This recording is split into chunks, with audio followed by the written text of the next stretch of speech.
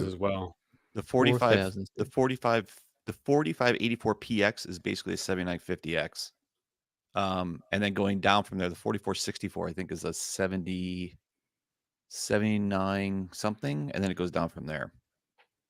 315 Aussie dollars. Fuck me.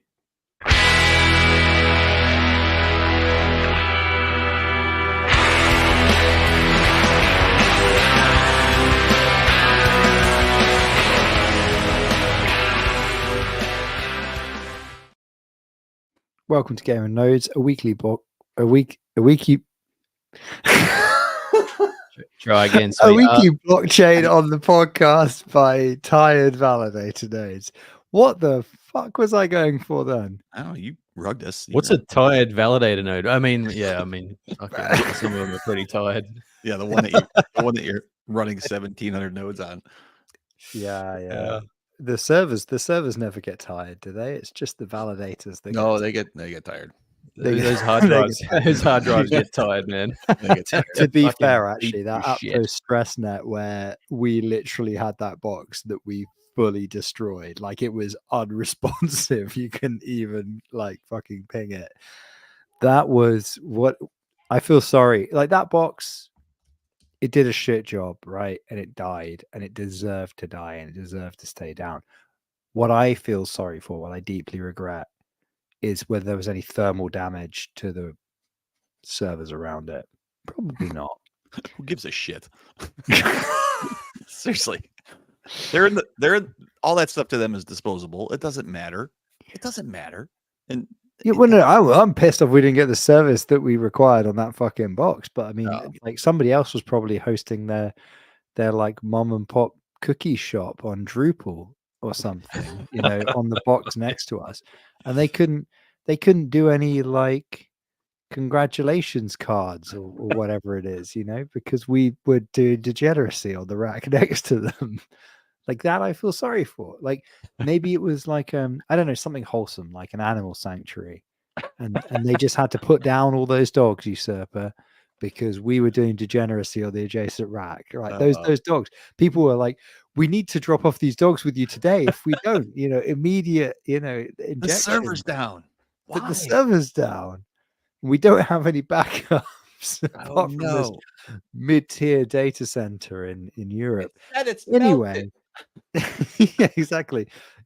I feel like this is probably like a thing that like the Simpsons already did it type thing. I feel like this is one of those, like there must be a Simpsons plot line that has already used that joke. Isn't that a joke with the Santa's Little Helper 2 or something where they're like, oh, these dogs are cute, and they're like, there better be any of the ones that don't get taken today are getting put down or something like that. Something like that. That feels like a Simpsons joke. Or Whacking Day. Yeah. The one where all the snakes come out and Quimby comes out with that huge handful of dead snakes. What's wrong with you people? Because first they're cheering for him, and then they realize that Whacking Day's bad because Lisa goes after him, and he comes out with this huge thing. He's like got a tribal shit on. I'll never understand you people. You promised me dog or better. Quimby's a fucking awesome character. He's such a good character. Why did he appear less in the show? Is it just that, like, was he voiced by somebody who like died or something, or was it? I don't know. Actually, I could look. I don't know. He's still around, right? He's still in the. I thought he's even in the recent ones. Yeah, maybe the he Kennedy is. meme never gets old, right? You can't. Gets old. I always I always forget who the people are that are voiced by Derek Smalls. Oh yeah. That's I feel like maybe Marge and Crabapple, something like that. I don't know. Quimby is voiced by Castaneletta, whose name is Homer, and everybody else, right? I don't remember who. God, it's never occurred to me before, but some of the voice actors from The Simpsons must be the most loaded people. Oh yeah. Because they not only do one character, but they do multiple characters where they're completely irreplaceable. Yeah, and some only do one, right? Like I think there's a bunch that like Dan does a bunch, and I think like Nancy Cartwright, who does Bart, does a bunch, but some of them just do one. Oh yeah. Yeah, fucking hell yeah. Nancy Cartwright must have made a few bucks off of, especially during the all like the Do the Bartman, all that sort of stuff. You're just getting rights left, right, and center. Anyway, how you fellas doing? You see Null's fan? It's hot, I'm guessing. Yeah. It's not hot that out hot. yesterday? It's just that I forgot to turn it off yesterday, so it's still spinning. Do you want me to turn it off? Is it distracting? It's not. No, it's okay. No, that's fine. It's an audio podcast, so really nobody gives a shit. Yeah. I mean, it's the stream. There might be some people going into epileptic fit right now. There's nobody watches the stream. Hey, there's some viewers. Although to be fair, you know, There is one viewer watching the show. It's probably either Rama or Sir.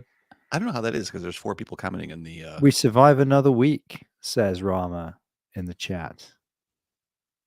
You might have survived the week, my friend. Well, Out here speaking for all of us. I mean, we're still here. We are demonstrably all still here, and we've even got film recommendations in the chat.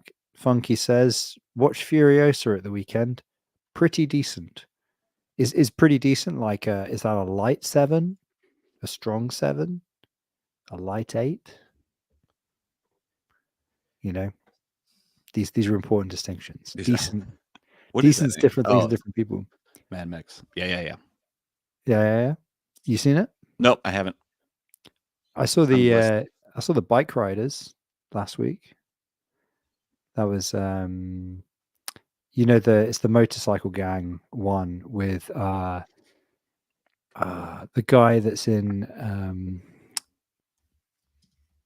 Yeah, I watched Tom that. Hardy. Tom Hardy. It's got Tom Hardy in it. Yeah. It's got Tom Hardy in it, and yeah, it's really like you know every time you watch Tom Hardy in a film and he's killing it, and then there's that moment in the film where you're like, holy shit, I'm watching Tom Hardy and he's so good at this role that I forgot it was Tom Hardy, and then you remember that you're watching Tom Hardy for the rest of the film. It has that because you're just like, damn, he's really good. But then at some point you remember it again, and then you're like, you can't forget it. Very well acted though, I thought. I thought it was pretty good. Like it was a weird. I would recommend it. It was a weird kind of. I wasn't really sure where it was going. You know what I mean? Because there wasn't it wasn't really obvious where that story was headed. Yeah, I thought. And then the good description. The good description I heard of it was that the trailer. It's not the film. The trailer and the poster and the box art make it out to be. Yeah, it is something different. And when I heard that description from a prominent movie critic, I was like, yeah, okay, that pretty much sums up the film. Because it absolutely was not the film that I thought it would be. And it's hard to say what the fuck it was actually. But I would recommend it. Like it was a really good portrait of a group of people at a point in time and how that changes. I guess. I don't know, that's how I would. Yeah, Norman Reedus is in it, he's a good actor. Like from the West Coast group, that was pretty cool. Yes, he is. Yeah, he plays what's his face, doesn't he? Yeah, I don't remember what the hell the name of the guy is like Fun Time or something, isn't he? Yeah. Funny. And Austin Butler, like the main guy. I don't know if I've seen him before. He was in June. Oh yeah. Right. Plays Fade Ralph. Yep. But I mean, admittedly, you wouldn't recognize him as Fade Ralph because of all of the makeup and stuff. Oh, and he was also in Once Upon a Time in Hollywood. I missed that. He plays Tex. Oh, the dude who gets the fucking can to the face. Yeah. Funky says Elvis as well. Interesting. Yeah. There you go. Good movie. I would recommend it. The Bike Riders. Yep. Yes, that's the last film I saw this week. And have what's it called? I had a couple of my friends who I watched Achilles. What was that film? Robot Jocks. The lads who I watched Robot Jocks with. I realized I haven't seen Samurai Cop, so that's all queued up. Ready to watch at some point soon. What a film. I haven't seen that in forever. I know I've seen it though. So good. Like we literally, I was trying to sell it to one of them. It's like, I don't know, and I was like, this is definitely your thing. And I mean, that's a shit movie, He's though. like, yeah, no. And because he was literally just in my house, I was like, look, I'm going to just show you. I'm just going to put it on the first 5 minutes of the movie. I know you've got to go. You literally, he worked a shift job, and he was literally just like in my house having a cup of tea before he went to work. And I was like, I can sell this to you in 3 minutes, guarantee it. And like within 2 minutes, the film started. He was like, yeah. This is my shit. This is my shit. Like, you're right, 100%. Like, and the line was something like, "It was like, we've got to go get some bad dudes," and it was just, and you're just like, this is just so badly read. And then I think the bit that sold it was they're like leaving the police precinct, and they get on the radio, and they say like to somebody like, "Hey, where are you?" And then it cuts to like somebody in a police helicopter, and they're just landing, and they go like, "Oh, hey guys, we're just landing," and they're like, "Don't land." It's just like, it just fucking doesn't make any sense at all. They just shout at the people in the helicopter, "Don't land, go to this other place." It's like, they're in a helicopter, dude. What the fuck are you on about? It's funny. The writing, oh my god, looks amazing. Anyway, I watch this again. Yeah, it's I'm already excited. I'm already excited about that. That's going to happen in my weekend. So, you know, Cosmos may be the Cosmos, the other ecosystems may be the other ecosystems, but this weekend, Frey's watching Samurai Cop after having handed in the latest draft of his paper. So did you get your 20 required survey submissions? That Don't was quote unquote your minimum. Don't know. Yeah, I think it's going to squeak over. I think it's going to squeak over because I haven't checked it since the end of the working day, because I've been putting a baby to bed and etc. So at that point, I think including partial responses, I think it might have been 21. So I think we might have squeaked. Oh, good. Line. That's what you needed, right? Yep. What were you hoping for? What were you expecting? Honestly, I put 20 because I was like, if we have less than 20, it's completely non-meaningful. But honestly, I was expecting to get maybe 21, 22. I didn't think. Okay.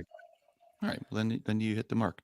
Yeah. I mean, I think like if I'd been able to do this when I originally wanted to, and we had access to more stuff. Somebody's got Discord open, by the way. It's fucking null. I know it. Of course, it's fucking null. I know it. I know it. I'm going to be spending hours muting out your stupid Discord notifications. Richard James shit that nobody cares about. Like, you're getting what, Chihuahua notifications? Nope. Fucking make it stop.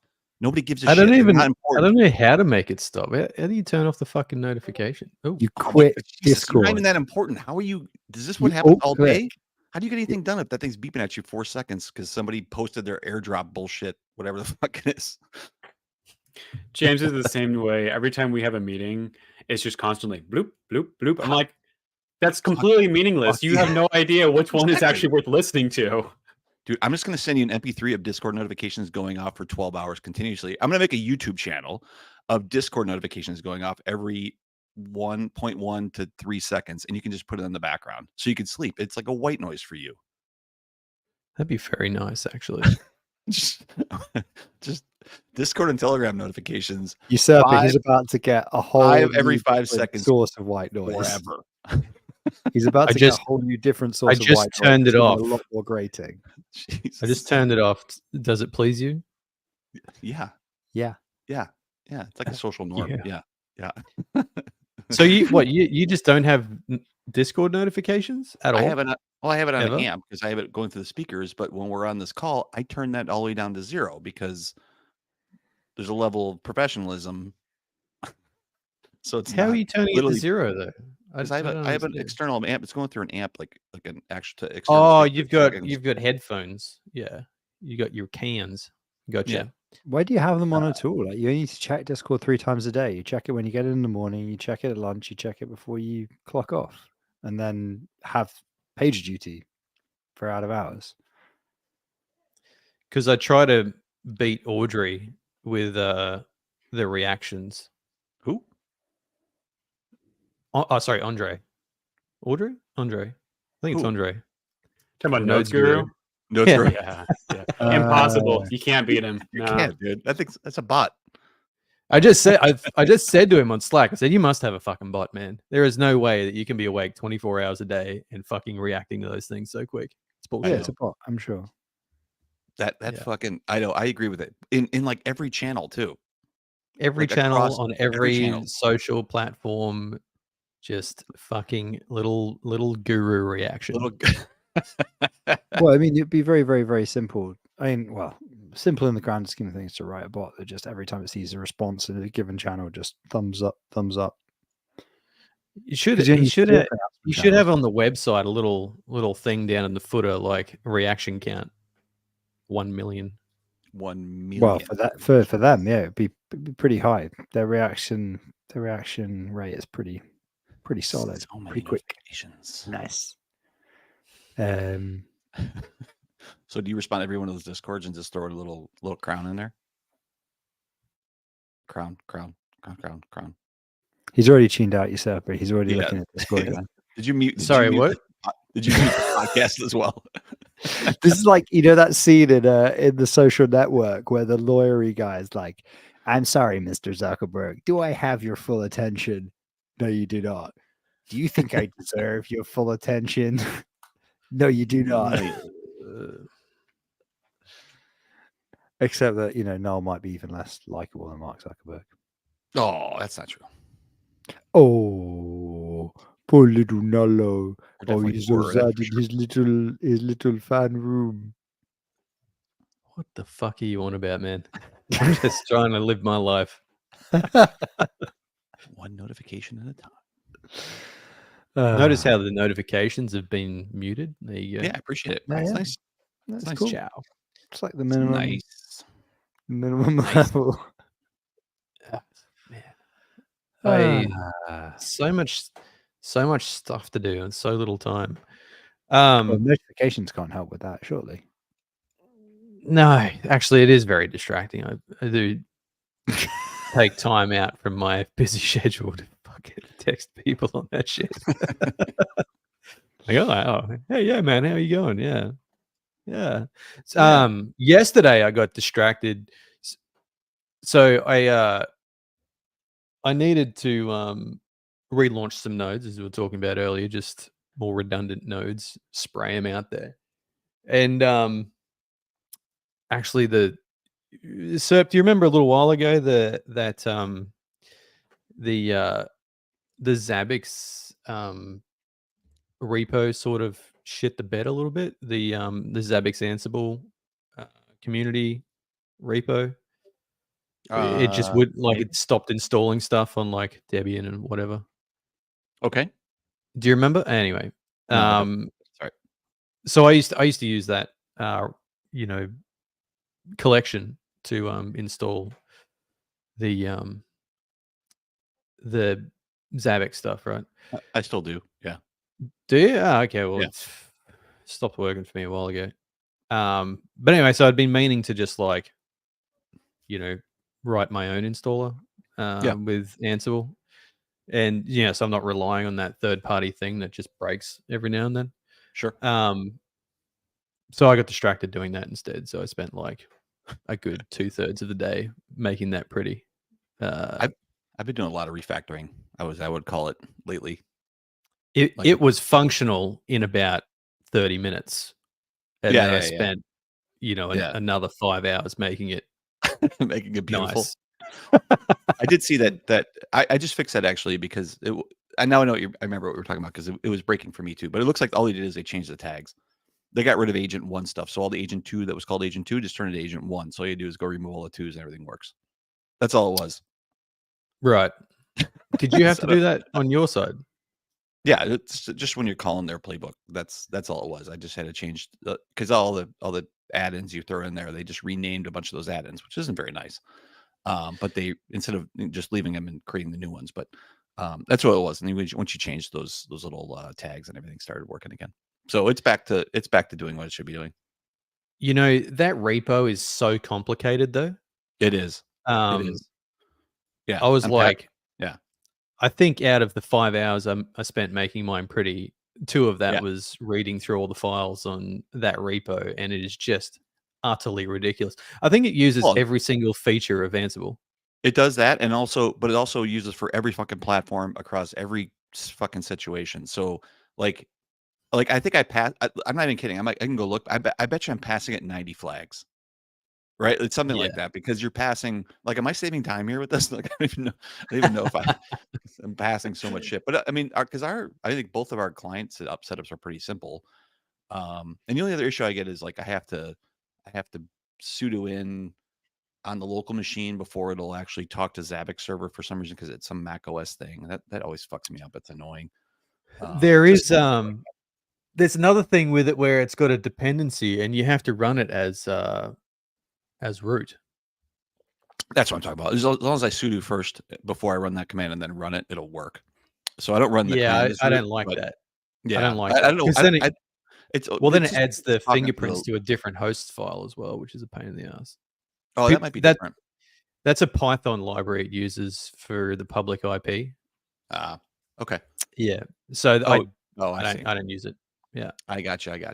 Yeah, that might be what it is because it's calling some Mac OS thing here locally that won't. Yeah, I think that's Exactly. Yeah, it's what like a it is. local dependency that Yeah, needs yeah. root. Yeah, that pissed me off. So that's another reason I stopped using it. But Yeah, that's a reason enough for me to get rid of it because no matter what, every time I run it, I always forget that. So yeah, I should just build that in the Ansible, where I just run a local. I can give you mine. sudo w. It's pretty. Run It'll like a sudo do it. w and yeah, I made it so it'll do it for Ubuntu and Debian. I did not bother going to the Red Hat flavors. So yeah, I don't use those. no, it's fucking Nice. Yeah, I refactored a bunch of stuff this week, which was pretty cool. I have on my list a bunch of refactoring to do. Yeah, on my list. I don't mind doing it. It doesn't really bother me too much. So it's just a matter of getting through it. Yeah, there's some interesting stuff on this list. Solana backend RPC Lavender 5 health check error. FYI. Really? Yeah, you probably just closed the port out to me. That's all it was. Oh man, Rama asked, "Did anyone get cut from the Evmo set?" Woohoo! I did. Everyone, baby. Yeah, baby. So wait, how many Amazing. vowels is Evmos down to then? 20. 20? 16. I thought it was 16. 20? Something like that. Yeah, I mean, it sounds like everybody that got cut just got dealt a favor. I think Schultz right? is in, right? Aren't you still in there? No, Schultz got cut too. No. Thank God. Yeah. Both L5 and us are out. That was awesome. Dude, running that Ansible delete command on that chain was fucking awesome.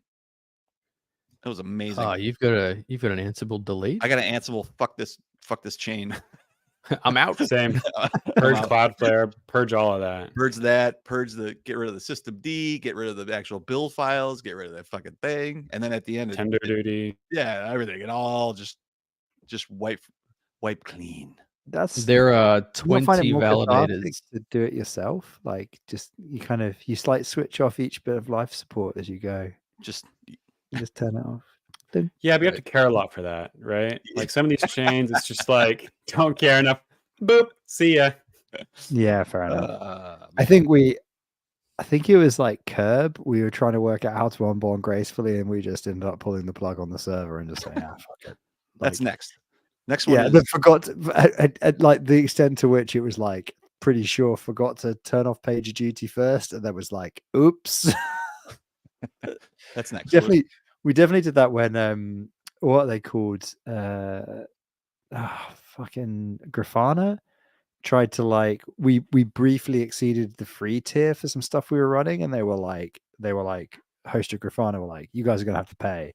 And it was like, "Ah, shit, well, we already have a monitoring box for most stuff, and we just need to move these last few things over, so let's just do that." But then forgot that we didn't just have monitoring on it, we also had alerts. And so just booped it off, and then PagerDuty went totally fucking mental. And it was like, God, when it's literally sending you 3 alerts or 4 alerts or 4 different networks at once because everything is fucked. You're like, how do I even? So you just disable. Oh, goodbye. Yeah. That was annoying. 15 minutes where it's just like, why have I done this to myself? Why? It's it's a good feeling.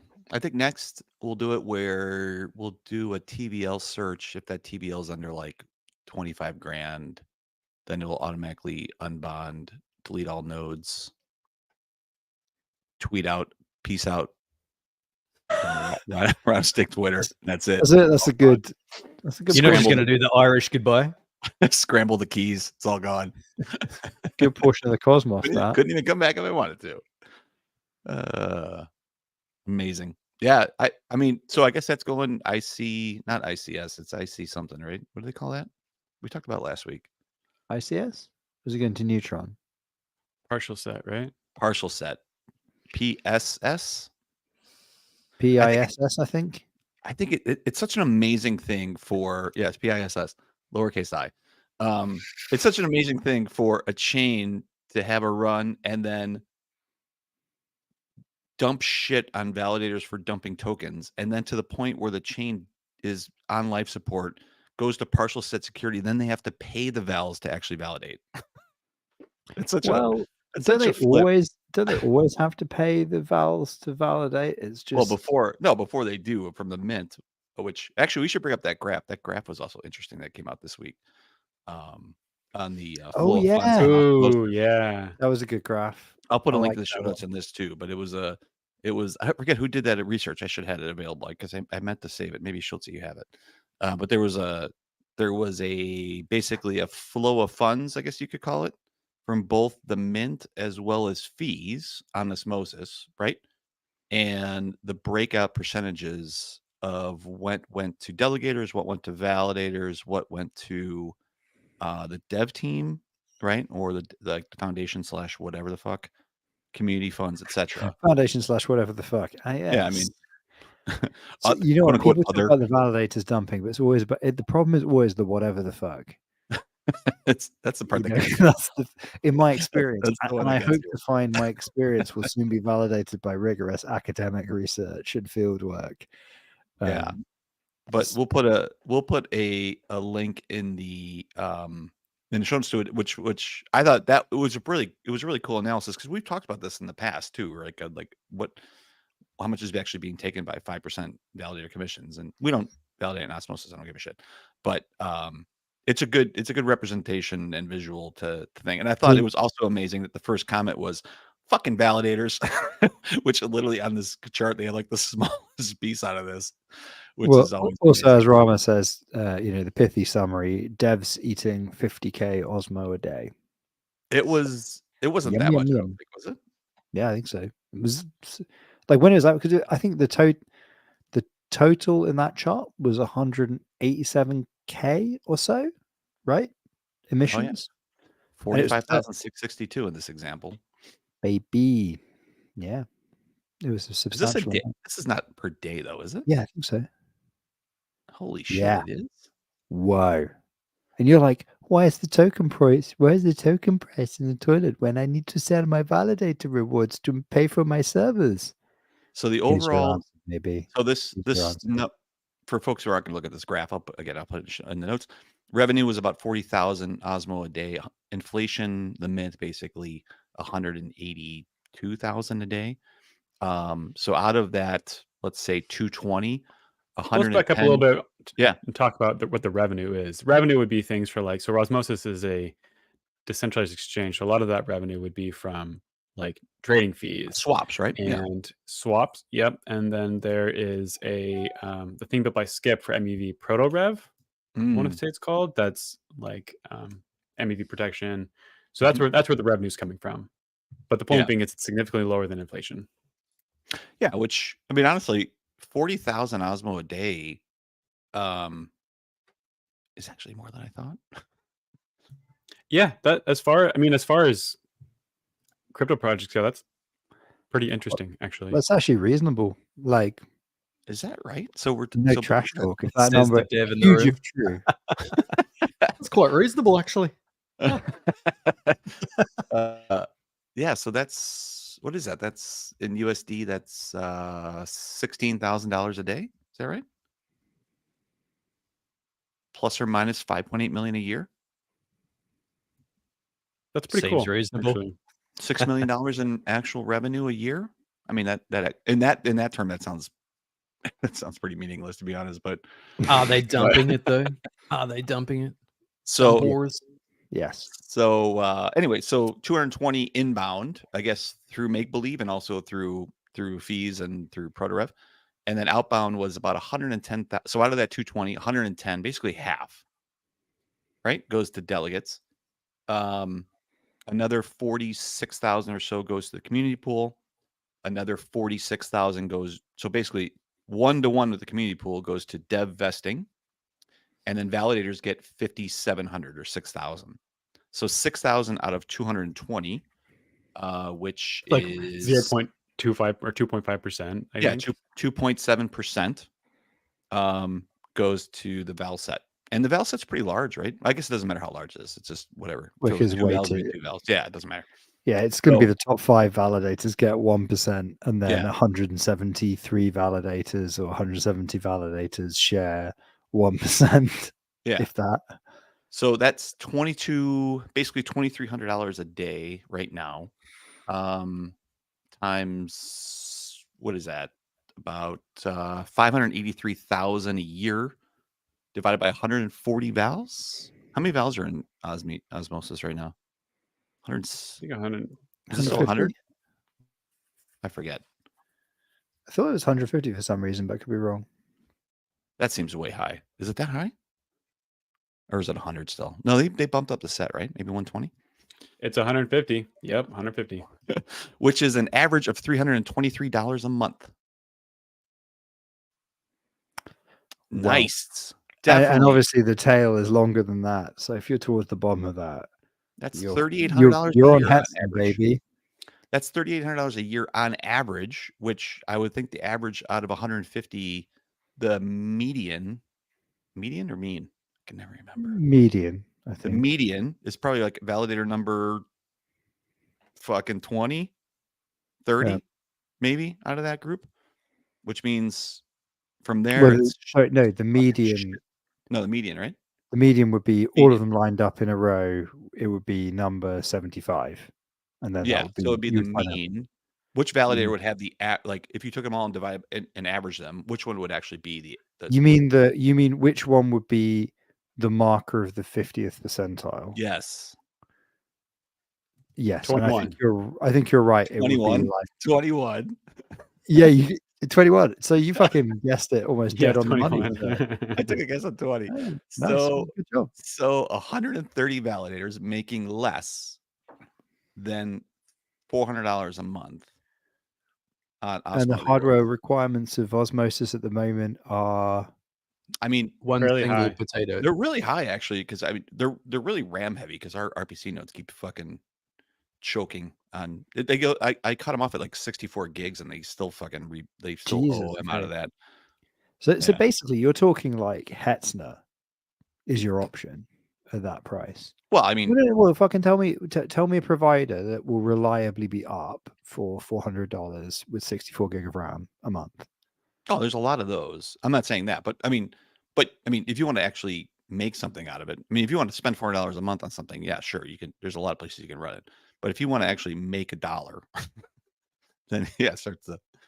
But if you're 150 in this set, like how much are you losing on this thing? It's crazy. Anyway, losing a few dollars, yeah, for sure. Yeah. But I do love this graph is awesome. Like I would love to look at this tool set to be able to redo this for everything that we run ever. It'd be awesome to see. So well done on this chart, assuming it's accurate, which I would assume it is, based on the public peer reviews and people ripping into shit. But I do love it. Like we think it's accurate, and then we will take a step back and be like, for the same reasons that we think upgrades are definitely correct, exactly, and code is definitely correct. Exactly, yeah. Because we've all looked at it and we're all tired, but and we will assume that everybody else has checked it. Somebody else has none checked of us it, right? really have checked it. Yeah. So speaking of everybody expecting somebody else to check it, did you see the Noble bug? Yes, it's a great bug. Of all the bugs, it's one of the bugs of all time. It really is. Why don't you explain it a little bit? I'm almost excited about this because I'm in no way fucking responsible for it, and that's the best kind of bug to see. So there was the bug was in, as I understand it, from thank you to the hard investigator who knows of our news research here.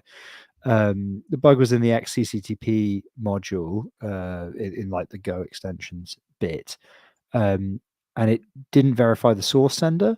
So anybody could send a burn message type, and it would just mint USDC or Noble.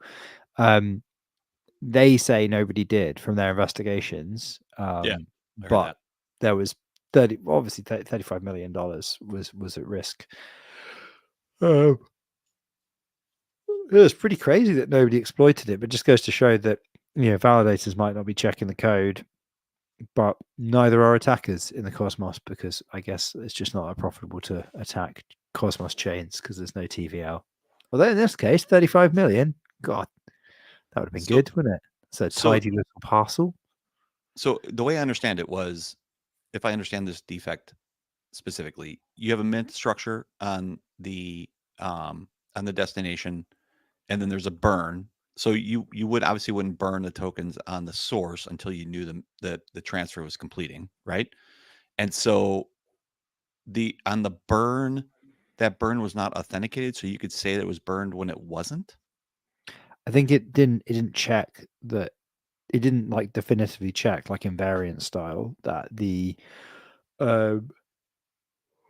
Do we have to move this? Check the source of the funds. Do we have to move this podcast 2 hours I'm earlier? yawning like a mad lad. Sorry about that. It was quite late. I think I'm ill with something. Like there's something I don't know. Like I've got that thing, like when you've had COVID and then you get like COVID thumb or COVID toes, where like every time you come into contact with somebody with COVID, you get like an inflamed extremity. Yeah. I had that all during the COVID years. What? Is that a thing?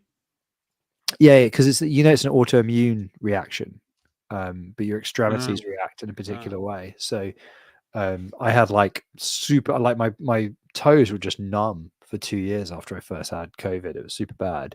But then as they return to normal, like I've just got this weird thing where if I get my if my immune system gets tweaked by usually like flu or COVID, my thumb and my right toes just go fucking mad. They just like go completely numb. I'm just like, oh, I think I'm ill, or I'm about to be ill. And so like yesterday, my thumb went totally numb, and I was like, oh fuck, I've got loads of stuff to do this week. I can't get ill. It went numb. That's bizarre. Is that what you're saying? Yeah, my right thumb went completely numb. And it's still pretty fucking bizarre. Weird. Yeah. Wow. Is it only those extremities? You can't like dick doesn't grow 2 inches or something. I wish. Anyway. Damn. What do I need a 20-inch dick for anyway? So anyway, that was all fun and games. So Noble, yeah, I mean, it kind of seemed like in the grander scheme of things, like it was handled relatively well, but people also didn't freak out that much, which was interesting. Well, this also, it looks like, was this a Circle issue or a Noble team issue? I couldn't tell because the repo is actually in the Circle GitHub. So it wasn't clear. But everybody in that, I mean, obviously everybody who's contributing to that repo is either from Noble or from Strangelove. I think I actually didn't go through every single contributor, but there wasn't a ton of contributors involved. I think if you are going to work officially with USDC, presumably you have some kind of like relationship with them, which is why it's in the GitHub. For sure. Yeah. But because it's like a trusted or a blessed whatever. Yeah. But it's Noble that maintain that, isn't it? It's Noble CCTP. It is in the Circle Fin GitHub structure, but like I said before, those contributors are all over the place. But I wasn't sure, and also from the. Are we getting into foundation versus dev team versus company that is USDC financial? It's a partnership of some sort, right? There has to be some sort of partnership here. But So- what is the exact structure behind this? I don't even know. Who even owns that GitHub? You said, but It has to be licensed, right? Circle have to be selling these as like a licensed structure, because why would they? Circle?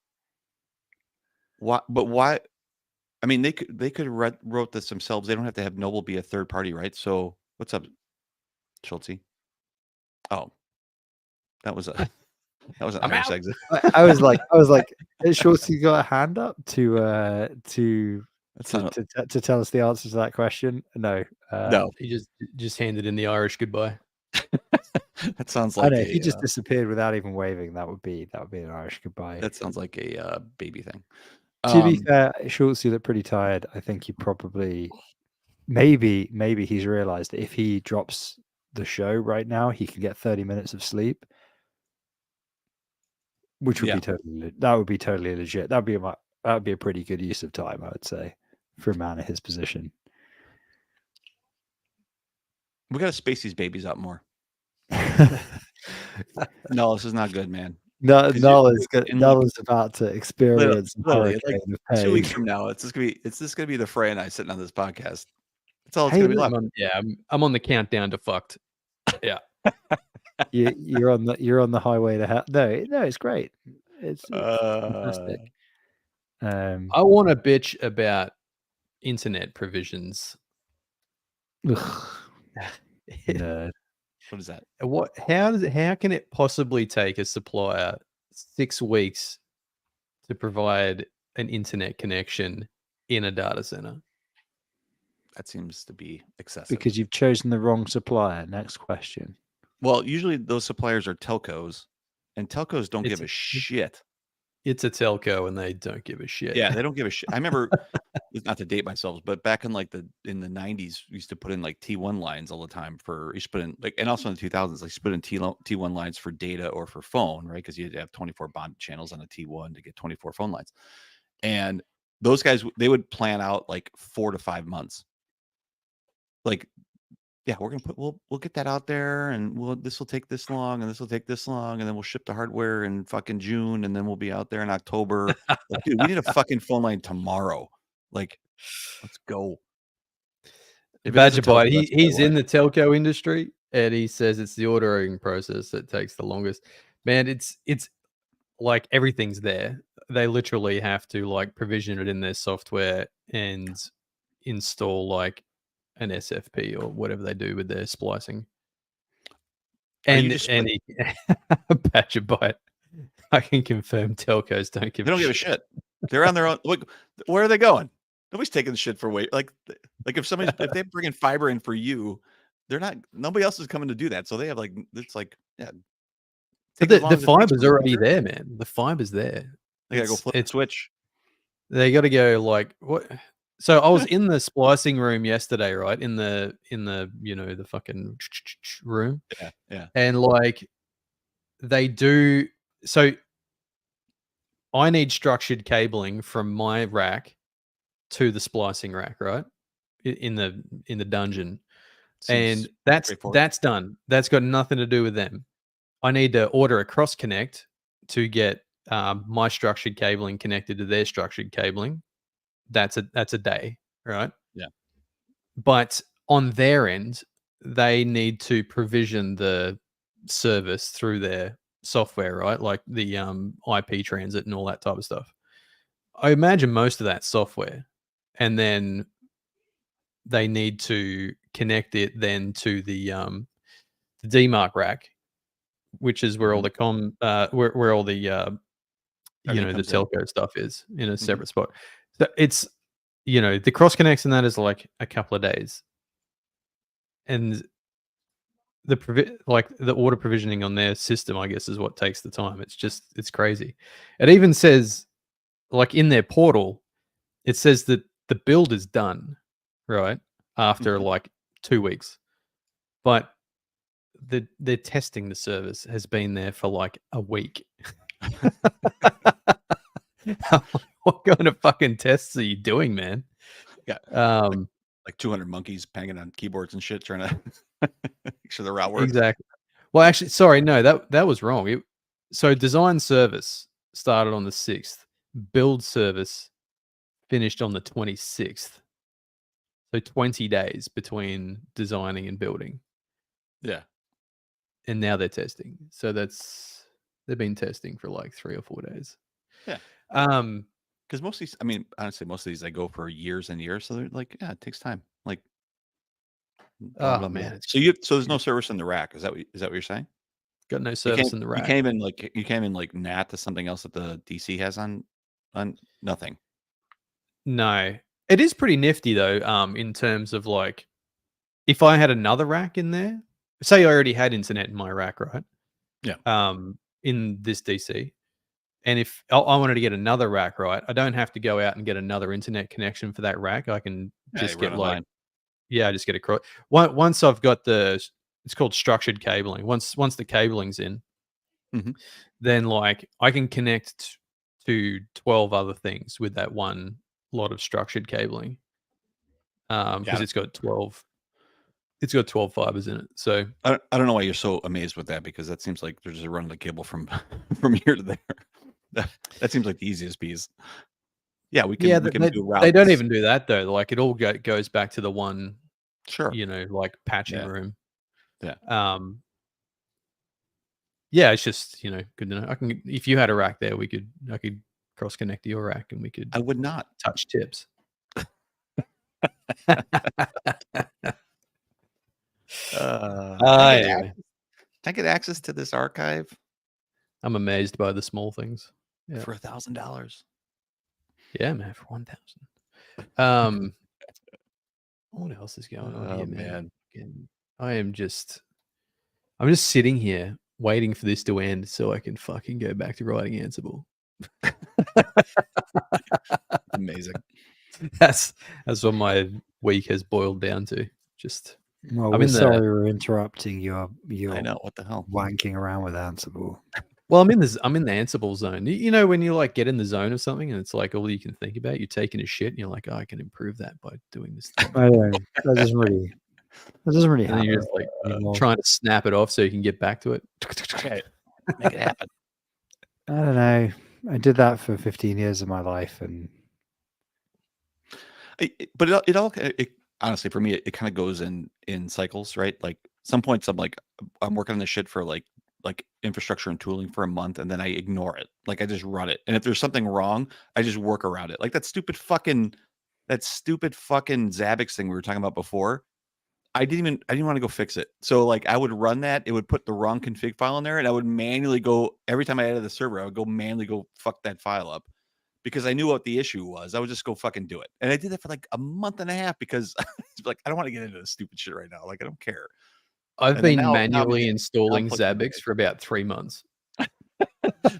And now I flip the other way. I was like, I'm fucking solving this. God damn it. Like, I'm fixing this fucking problem.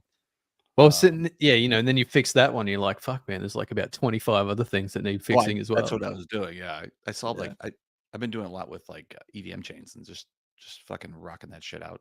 And the other, and also Zabbix Zabbix, the templates because of you, because you're like, I'm fixing this thing, and you started it, and then you flipped it over the fence, and then I was like, all right, I'm fixing this fucking thing. The EVM thing, yeah, I do that. Yeah, that, and also the Solana one, and now I'm starting to look at the Cosmos one because I want to fix and just make some change. I want to do public RPC checks. I want to actually do that automatically off Cosmos directory. There's a bunch of things I want to do. And also, we're only doing execution layer on the EVM side. I want to do the consensus engine and start doing some better monitoring of that as a sub and like just all this other shit. And then if I do that, then I need to go back in the Ansible and have like, I already use like port prefixes on the EVM side. And so now I got to go back and go to the consensus side. I got to open up all these ports and like all this shit. So it just turns into a big thing. I'm not a real big polishing guy. I'm a big 80% guy. Yeah, good enough. That's why we work. That's why we work well together. That's why we work well together, because you do it. You're like, I got all the stats, but I'm not doing the fucking triggers. It's like, God damn it. I hate flip it over. Like, all right, I'm doing all the triggers. All right, I do all the triggers. Yeah. You're like, I'm not doing any graphs. I'm like, all right, I'll do the fucking graphs. Yeah, because that's that's. Then I question your data. Then I question your data gathering. I was like, why the fuck are you doing this? I'm like, I'm redoing this, and then you tell me why, because then all of our conversations are delayed by a day because of goddamn time zones. So So at 9 a.m., I'm changing all this shit because you're asleep. And then you wake up and I go, why the hell did you do this? You go, because of this. I was like, oh, that's really good. That's a really good reason. Then I go undo all this shit I just did for the whole day. I go undo all that shit. It's like, okay, that makes sense. That makes sense. When I read that you like undid that, I was like so pissed off. I was like, fucking I know. I do it from your Discord. I was like, I undid. This could be. Yeah. Like I thought real hard about that while I was taking a shit, and then fucking, Rama says this conversation could be a DM. Number one, it is automatic. It is already, but it is a DM. Yeah. I mean that is to some extent this entire podcast, but this particularly so. It is exactly. It's just broadcasting the group call. That's all it is. So baby. Interestingly, my like the Discord notifications broke about 9 months ago. What do you mean? The Zabbix Discord notifications, the webhook thing broke. Oh yeah. About 9 months ago. Yeah, and like fix that? I couldn't fix it, so I just made it Slack instead. I don't know what's wrong with it. Everybody has energy to do some things and not others, and it's different for every person. I figure if you can't fix something in a day, it's really fucked, and then just move on. Like a day. Wow, that's luxury. I mean, if you can't fix it in a day, you ain't fixing it, right? Or it's not worth fixing. Fuck it. I mean, for infrastructure, that's probably the case. For software, I think no.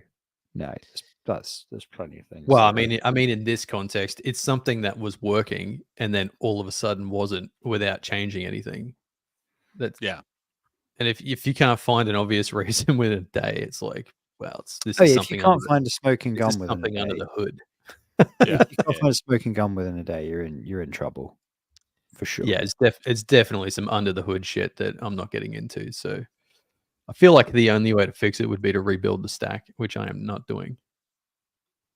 It's probably except for when we move to V7, sir. That's going to be fun.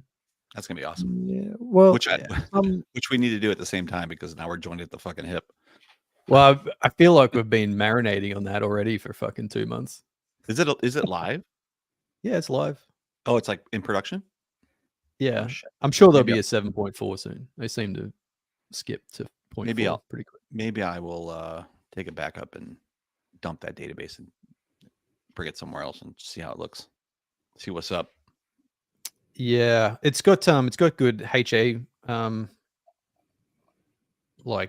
features now. Oh, it's changed some stuff, and it's got some good async shit. So hopefully it'll stop getting gaps in the data.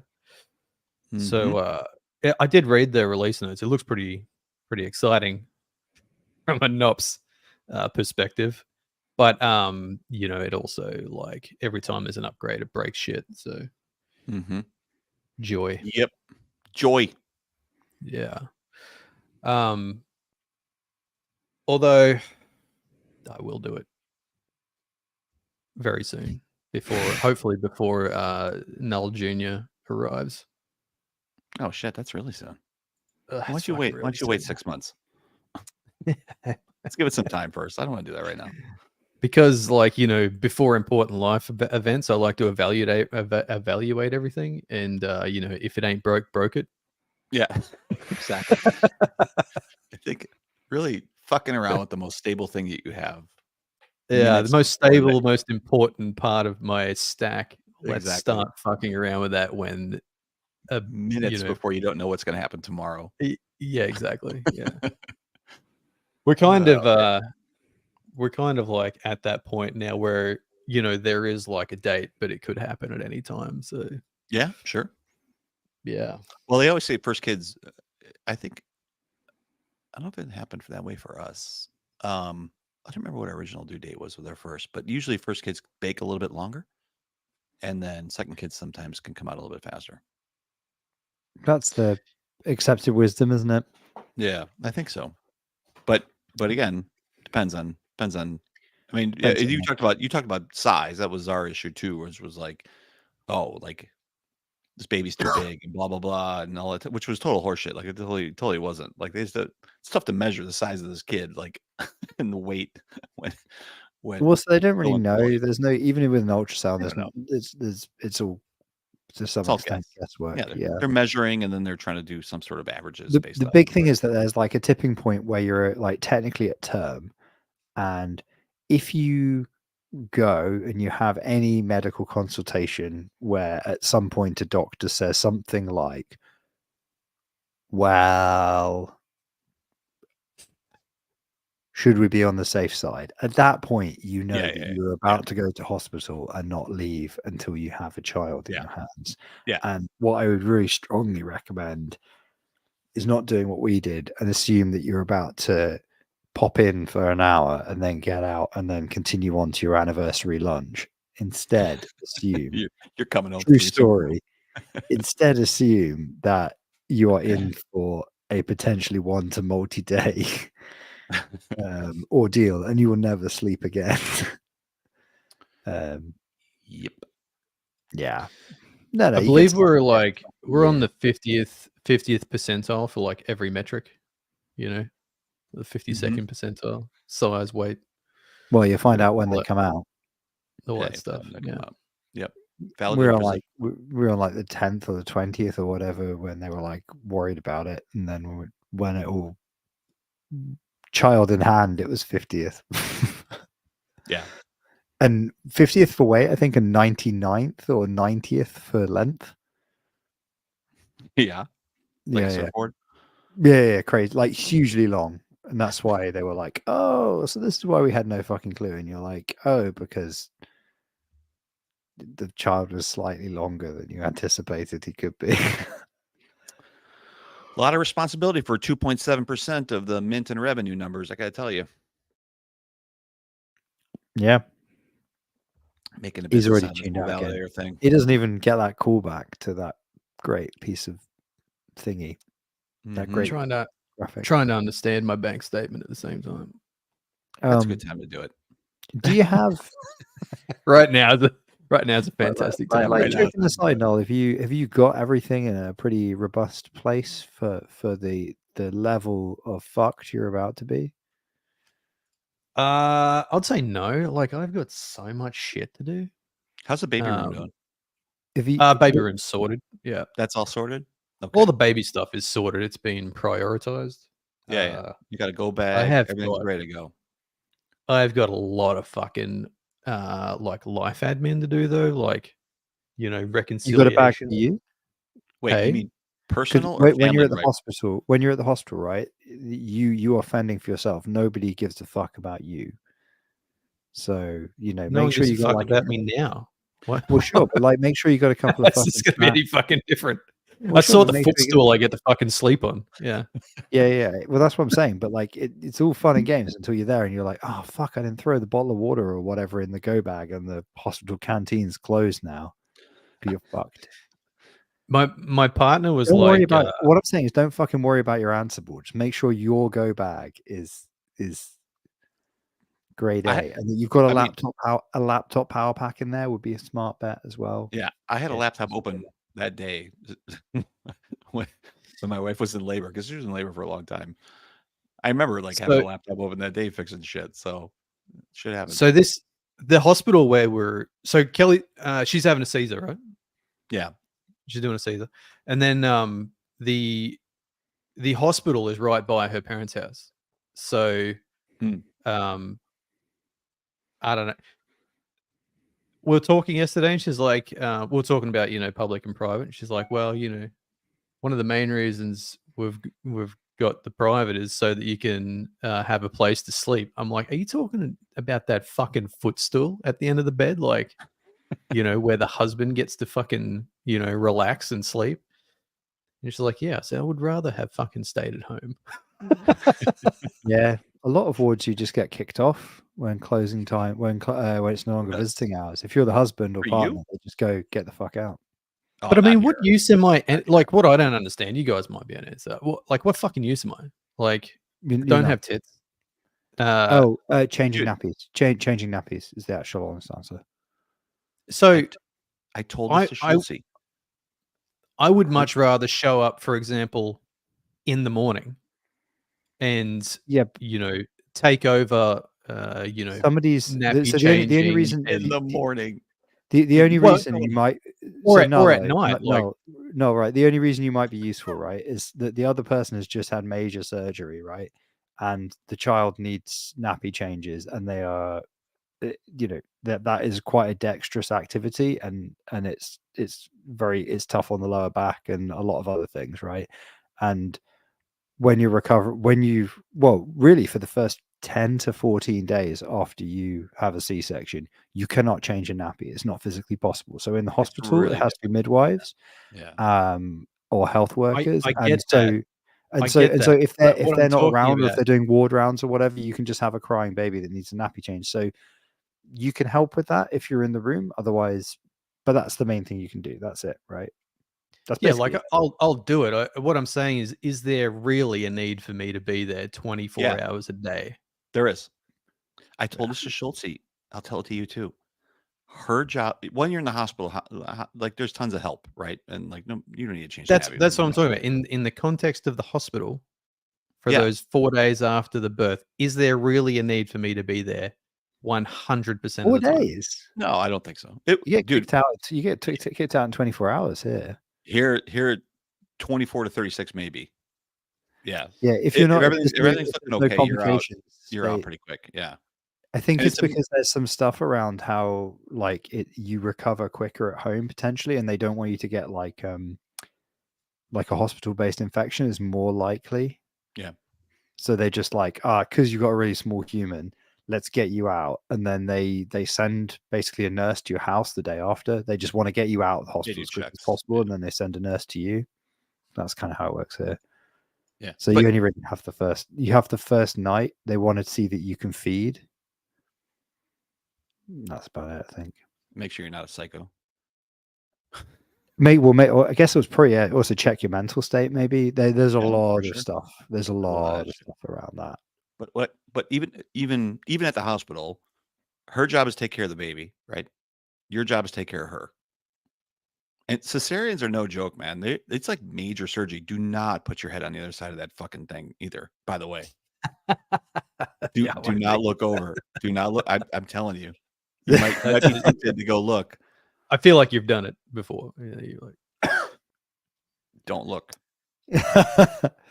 Well, so what they say is that my friend who's a pediatrician says that loads and loads of blokes look, and then they just pass out, fucking faint. They fucking faint. And it's a big problem.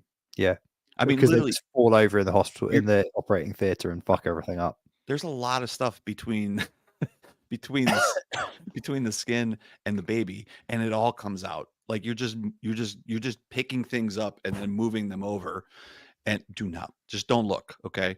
So yeah, it's like something else. It is like, it sounds like people throw it around like, oh, I had a C-section, no big deal.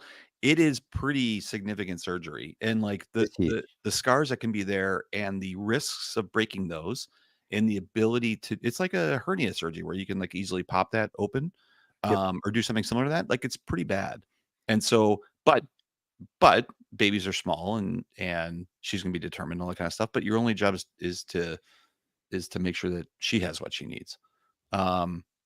And Rama says, I looked, was cool as fuck, especially when the baby came out.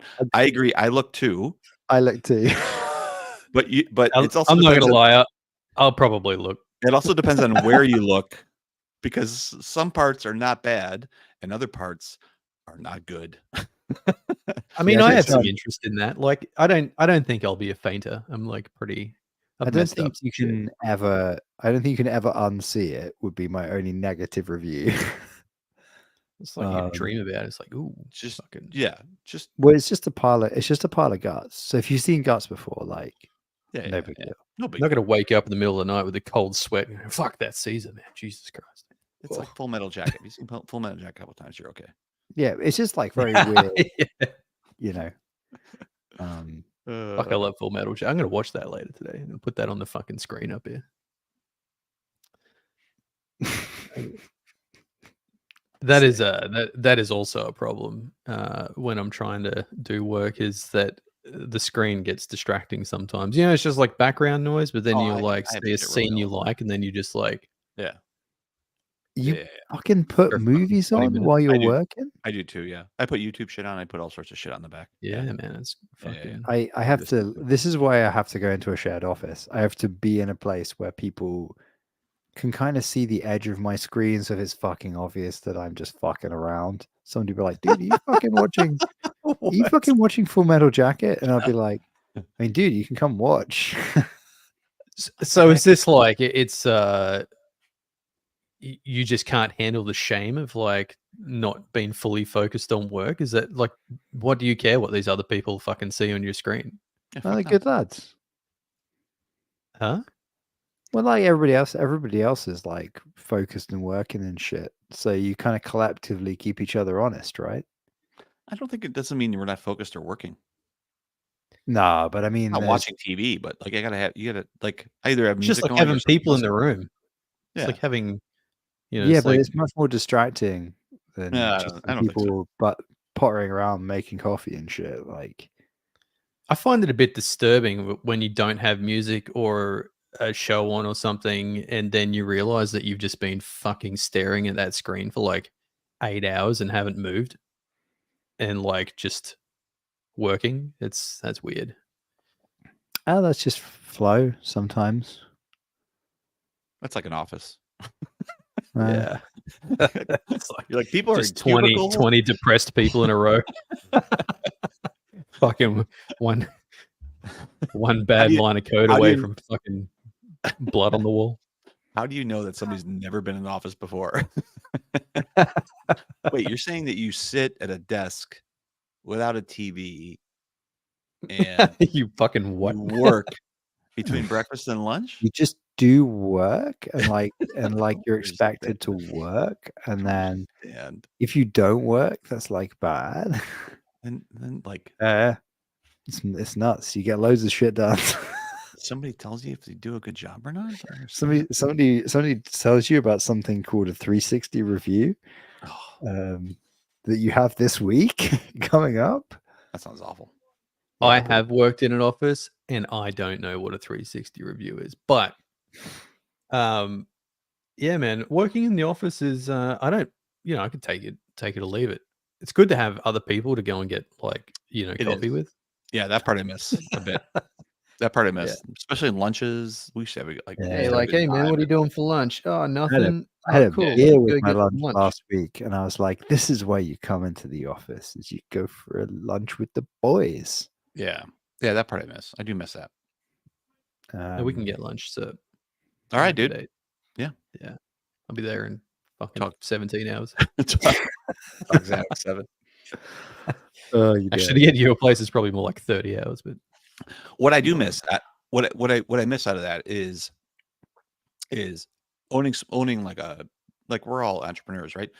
Entrepreneurial ship. We're all entrepreneurs. We are, right? Everybody else. Sorry, I thought I was muted when I laughed loudly there, and I realized I pressed the button wrongly. I was not muted. It's a real thing. It's a real thing. Like, sorry, it's the idea of being an entrepreneur in this space is like inherently hilarious. I don't know why. You're ultimately responsible for your own income. I know. That's good. That's a good definition of it. So when you're responsible for your own income and the future of that income, the one thing I do miss in like large office settings is being able to like just bullshit about things, and like you end up bouncing ideas, and you have these these epiphanies like, oh shit, we should be fucking right. Like, and that only happens. That rarely happens when you're like your shower thoughts and those types. It does happen in shower thoughts as well. Like, oh, you know, this is something we should totally do, or is blah blah blah. But when you're just fucking bouncing shit around, like I think we had that when we were in Austin together. Just like you sit around the table or you're sitting out the back and you have a fire going and you're drinking, and then like, oh yeah, like and then you shared experiences, and you start kind of like focusing on some sort of idea, and then like something comes up, you're like, oh fuck, this is a good idea, right? And that I definitely miss. Like that, those are things that like from an office perspective, even having a small office of 10 or 20 or 30 or 40 people, you had a lot of those situations, whether that was in a meeting or whether that was in a lunch situation or like beers after work or something else, where you come up with like these great ideas. And I feel like I totally miss out on that because it's all on you. And you're like, I got YouTube up in the corner, and like those epiphanies don't necessarily happen in those situations, right? So, or at least if they do happen, they happen it takes much longer for them to happen, which is I think also like annoying. the nature of like what you can and can't reveal or do or don't reveal at given times as well makes it like really difficult to talk to people that don't do exactly what we do. Yeah, right. I would agree with that. Like, because it's so situational, and also like super fucking bluntly, half the time we don't know how we make money, and when we do make money, it's at least partly luck and accident, right? And so it's super fucking hard to like try and quantify like how you make decisions, like what's good, what's shit, like other than like what Artifact says, kiss 1,000 frogs, right? Some will be fine, right? Like we all have a rationale that's slightly better than that joke version of things, but it's not wildly better. And so it means when you're trying to bounce ideas around with other people, like you sound like the closer you get to telling real people who run their own businesses or whatever, and who might be able to relate to the situation we have, the closer you get to like describing reality, the more you can see the like the big Metal Gear Solid exclamation mark appearing over their head. Yeah. Where they're like, what the fuck is he talking about? Yeah. That's actually one of the you just realize you're being unrelatable. Well, that's one of the benefits of actually going to these conferences. Not only just hanging out with these guys, but like you meet other people and there's like a shared understanding of specific situations, right? It is the thing I miss about not having been to any conferences for a related ecosystem that we work in for a while now. There's just there's nobody to talk to. Yeah, exactly. And even like this fall, I'm skipping a bunch of shit because I just don't I don't know, whatever, different reasons, but like that's the one piece I miss out on is those conversations, right? It's coming up a bit recently because like we're specifically doing business development. We're going to be doing some like business development coaching, I guess. Which is like a lot of it is, to be honest, like it's just giving you a space to have that kind of conversation, and then have somebody who knows more about sales and business growth just echo it back to you, right? And then you go figure it out. But you're like, isn't it? It's just a very weird experience to have got to that point of being like, fuck, you actually need. At least that's the conclusion I've come to, right? Is like, if it was me as an individual looking to build my skills, I'd be like, oh fuck, I think I've hit an impasse from a professional perspective. I need to get a coach or something. Yeah. And then like from a business perspective, you're like, I don't know how we land the clients that we do, how to make that repeatable, or what our USP is as a business. I have some gut guesses, but none of them are quantifiable for me right now. I don't have the ability to quantify them. I think I need to well, I think that figure that out. Well, the good news about I think this business, Rama says, this all sounds very sad and lonely. It's not. It's really not, because this isn't a cry. This isn't a cry for help, Rama. That should be the name of this podcast. Yeah, right. This isn't a cry for help. Resounding cry for help. I'm not living on an island in the middle of the South Pacific. Like there's a lot of people around me as well. Even in this town, like there's a lot of folks that are in this industry that do, even though they don't work for me, that do allow those things to happen, which is really great with great teams. Like Strangelove is here, Lavender 5 is here. Like those are good opportunities for us to be able to do those types of things. So that's really nice. And at the same time, like you said, like the ability to be able to have those opportunities to get out and then also to meet new folks who have those same conversations, etc., I think is pretty positive. But it's not sad and lonely. What the hell? I think the problem. I've got Rama just down the road. Yeah, just 13 hours down the road. It's a short 13 hours away. We about 13 hours. We have like the opposite problem where, because there's a major city near us, like there are blockchain meetups, but they're overwhelmingly like people who are kind of interested in like quite a superficial level, it feels like, in the hype and want to get involved, and like they're obviously not the people we want to talk to. And then the companies who are already in the space, it's very Ethereum heavy, and it's very, very uncritically positive, because a lot of the companies and people, it feels like, are more on the marketing side than the technical side, and so they just live in the world of they're selling they're selling the dream, right? And infrastructure people, at the end of the day, we make our money by knowing the good and the bad and packaging that up into our experience. And also, like, if you're approaching a foundation, you go, look, here's the bad shit that we've experienced, and we can help you through if it ever happens on your chain. Here's the good shit, and we'll figure it out, right? But it's very unsentimental, right? Sentimental is a good term. No, but that's like, if there's one thing I've learned from the process of like at the end of a process of field work that I am literally at the end of now, and interviews and stuff, the one word that I would use, regardless of the people I've spoken to on the record who have been varying degrees of positive or negative about the technology and yada yada yada, everybody works here. Most people work here full time. The word is unsentimental. That is what validators are. We have to be unsentimental, and those that are not unsentimental about it do not last long. Wait, you're saying that theme has come up in all of your conversations? Come up so far, and any of the it's the tone of additional stuff that's happened, or people that have got in touch to just offer feedback and blah blah blah. That theme is unsentimental, meaning like they don't give a shit whether that thing lives or dies. It's just purely no. That I think that's you're painting on the not giving a shit. Unsentimental is unemotional. It's not. It's clear-eyed. It's not rose-tinted. It's like, this is what we've done. This is what we've been through. These are the things we've done. These are the reasons that we did them at the time, and it is what it is. Okay. I don't know if that's unsentimental to me. You can put that on a t-shirt. Validation. It is what it is. It's like Vonnegut, right next to like. Yeah, so it goes, right? Like Kerberos, so it goes. So it goes. Juno, so it goes. Whatever, Unsentimental. Yeah.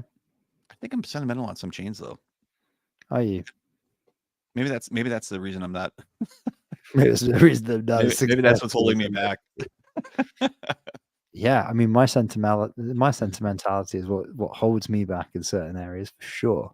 Yeah, you care about the fucking server next to the one that you're melting, in case it might be some fucking lost puppy rescue on that thing. To give a shit about how we started this conversation. You're sentimental about something that doesn't even exist. It's totally make believe. Oh, all right. It's in your head. It's in your head. What if that is a cancer research center? It's not. It's not. It's somebody renting a fucking server for nothing. They're just renting a server for nothing. It's just one of those ones that Noel bought because it was on offer and he doesn't even use for anything. Exactly. He just all those ones that I buy that because they're on offer are all shit. Why don't you just not buy them? Sit there idling. You could have a use one day. It's a disease, man.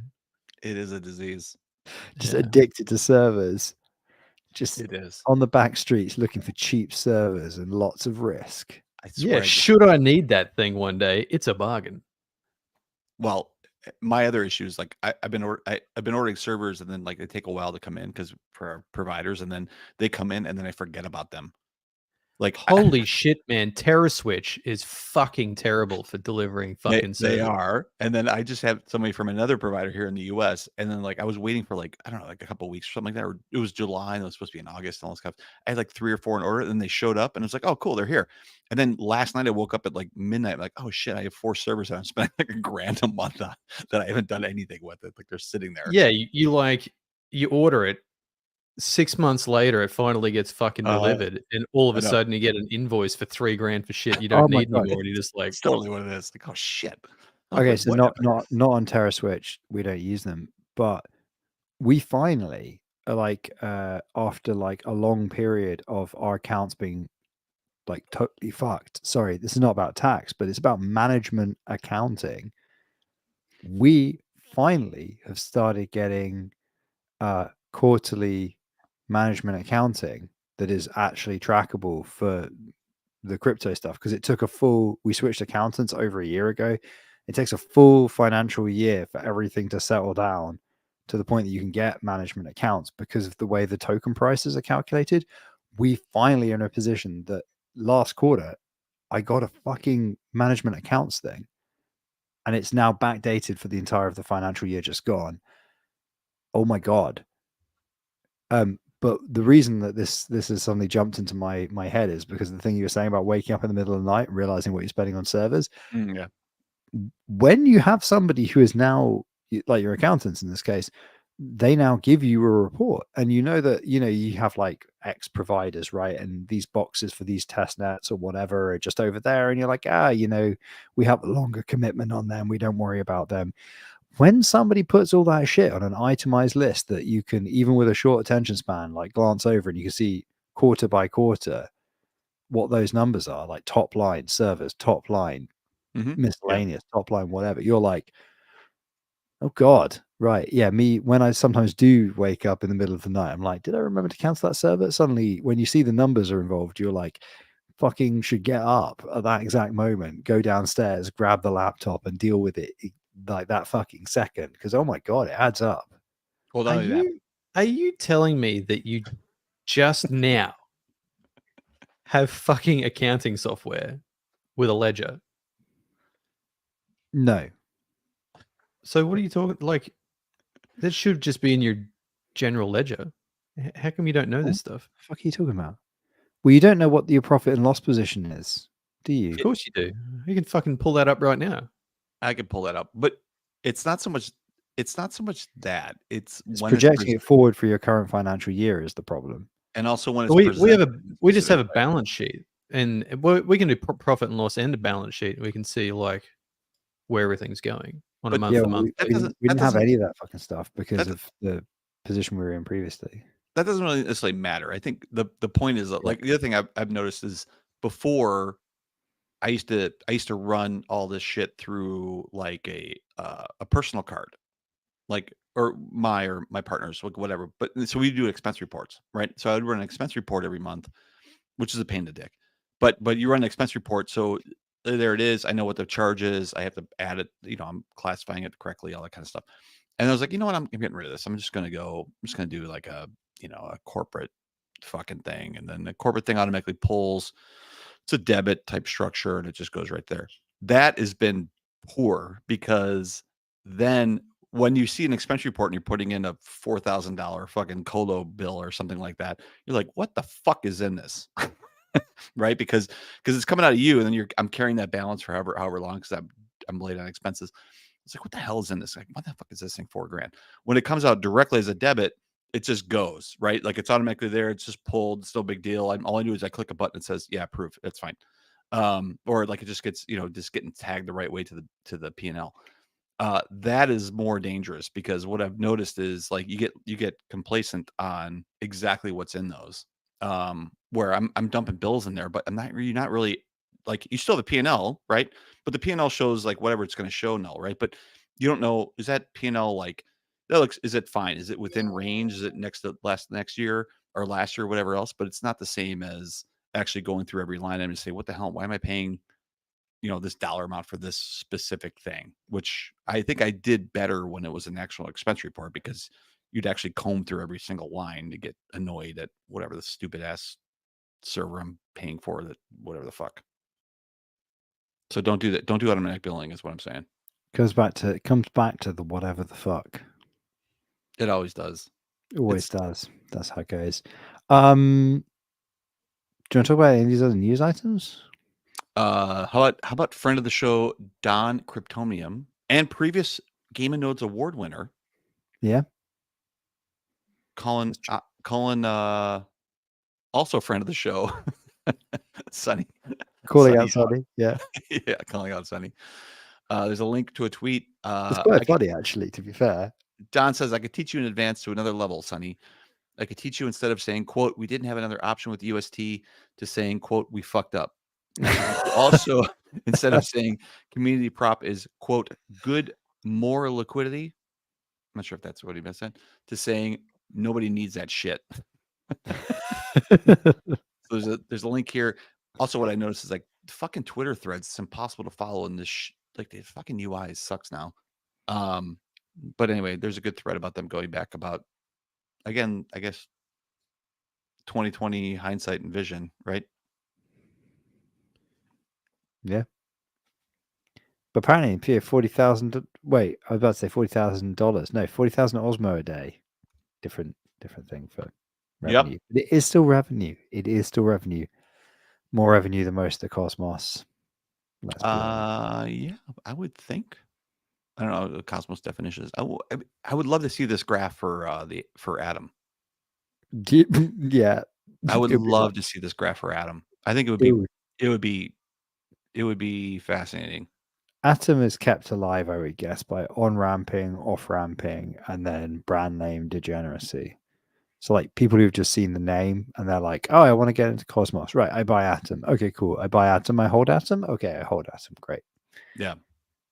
Like all of the holders, all the diamond hands will be random people custodying on like Kraken and Coinbase because they heard about Cosmos, I reckon. Like, and the only brand association they have is Atom. And then like everybody who's actually in the eco is just using Atom as their off-ramp. Probably. Anyway, this is a good back and forth. There's some Quasar stuff in here. There is some Sunny saying we got heavily caught up in the UST frenzy and drank the Kool-Aid ourselves. There's a bunch of stuff in here. Going back to UST is like, yeah, we're pulling out some fucking skeletons. Yeah, these are deep cuts at this point. That's over it's over fucking 2 years ago. Like, yeah. I mean, fuck, boredom is real. Fucking bear market boredom. Exactly. Yeah. Let's open some old wounds. UST was when people still had hope. West in Peace. West in Peace ones definitely sums up the Cosmos, saying, even though they go back and forth about all this bullshit, the Cosmos, this is such a Cosmos Twitter tweet. Props to Sunny for engaging here. Like, forget all this shit. Props to Sunny for engaging here, though, and kind of doing short posts coping to the error. I got wrecked, but still very, very Osmos Maxi. That is like fucking. You should put that in the Louvre. That's fucking amazing. But the thing is, that's basically a drill tweet. That's basically a drill tweet. Yeah, I forgot about that. Oh, whatever happened to drill tweet of the week? Did you lose your book? Jesus Christ, how did we forget about that? We only have like one. We had a week off, and then we just completely forgot it existed. All right, say when. We only have one bit on this show. How do we forget about this? Mel can do it. Bringing back drill tweet of the week. Okay, say when. Stop. Left page or right page? The left page, center. Third from the top. God, I want to rug this show right when you read it. Okay, this is this section is economy and the markets. The tweet is fucking hell. There's some great ones here. Seems to me that in this foul economy.